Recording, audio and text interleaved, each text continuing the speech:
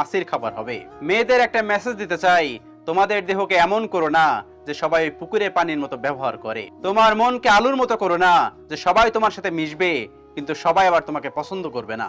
তুমি তোমার মনকে মিষ্টির দোকান বানিও না যেখানে মশা মাছি সবাই ঢুকবে আর ক্ষুধা মিটে চলে যাবে। তুমি তোমার শরীরকে কলার মতো খুলে দিও না, সবাই ব্যবহার করে চলে যাবে, তখন কাউকে ফ্রি দিলেও নিতে চাইবে না।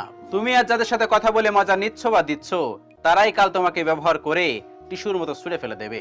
একটা কথা মনে রাখতে হবে, লোকাল বাসে সবাই ওঠে কিন্তু লোকাল বাসে করে কিন্তু আর গন্তব্যে পৌঁছাতে পারে না। যে তোমাকে আজ খারাপ বানাবে, কাল সেও তোমাকে বলবে ও ভালো না, ওর চরিত্র খারাপ। পর্দা না করা এক নারীকে যে শাস্তি দেওয়া হয়েছে, মহানবী সাল্লাল্লাহু আলাইহি সাল্লাম নারী জাতির শাস্তির বর্ণনা দিতে গিয়ে বলেন, নাম্বার 1, আমি জাহান্নামে একজন মহিলাকে দেখলাম যার মাথার চুল দিয়ে তাকে ঝোলানো রয়েছে, আর ওই সময় তার মাথার মগজগুলো ফুটন্ত পানির মতো টকবক করে ফুটছিল।